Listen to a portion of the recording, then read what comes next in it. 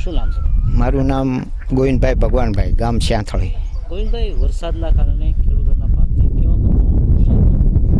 હવે એમાં નુકસાન તો આ નજરે દેખાય છે ખેડૂને કે તમે જોવો તો ઊભા કપા ફૂંકાઈ ગયા, ફેલ ગયા, ઝીંડવું માતર જે ફાલ ફૂલ હતું બધું ખરીને ઊભી ખોટી થઈ ગઈ અને પાણી ભરાઈ ગયા, શીરવણ ફૂટી ગયા.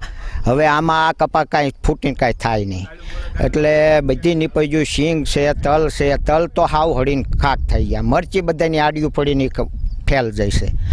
તો નીપજમાં તો ખેડૂને માતરને બધાને ફેલ જ વણ ગયેલું છે. એટલે કેટલાનો ખર્ચ કરતો અને કેટલા હેક્ટરમાં વાવેતર છે?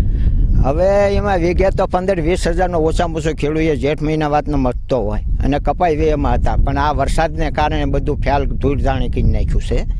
તો હવે તો શું છે, સરકાર પાસે અમારી એક જ અપીલ છે કે આમાં કંઈક વળતર આપે તો ખેડૂત એમને ઊભો રહી શકે. ટ્રેક્ટરના ખર્ચા તમે જોવો, ખાતરના ખર્ચા જોવો. કપાસ ઊભો રાખવા માટે ખેડૂએ તો પાછા દવા અને ખાતરના ડબલ ખર્ચા કર્યા એમ કરતા રહ્યા. તો આ પાછલો વરસાદ આવ્યો. હા, એટલે એ બધું હવે દવાવાળાના બિલ ભરવાના, ટ્રેક્ટરવાળાના બિલ ભરવાના. એ આમાંથી કાંઈ થાય એવું નથી. કેવી આશા હતી વરસ? આશા તો એવી હતી કે 15-20 મણ, 25 મણ, 30 મણ કપાસ થશે એવી આશા હતી અમારી. પણ અત્યારે તો શું છે, એ બધું ફેલ ગયું. નીપજ તો ગણાય જ નહીં, ગણ્યું હોય તો આમાંથી શું લઈ લેવાનું ખેડૂને?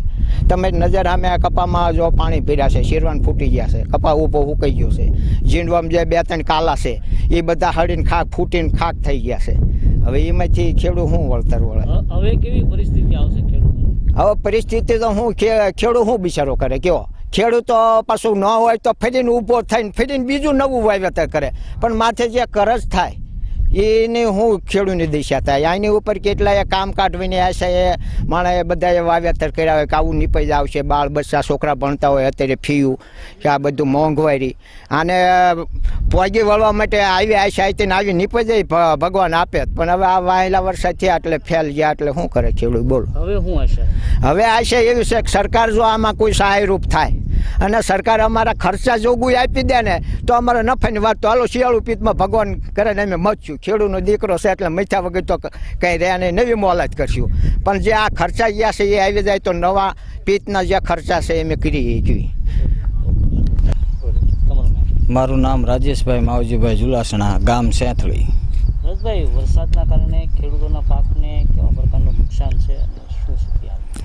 અત્યારે આ વરસાદના હિસાબે સાહેબ તમામ પાકની અંદર પારાવાર નુકસાન. એટલે જો કે 1 રૂપિયાનો અત્યારે નફો નથી, ટોટલ ખોટ ને ખોટ જ છે. ને આ બીજો સ્ટોક આવ્યો. પહેલી વખત આવ્યું, થોડાક ઊભા રહી કેવી એ વખતે બધું ખરી ગયું, વળી પાછો ખર્ચો કર્યો.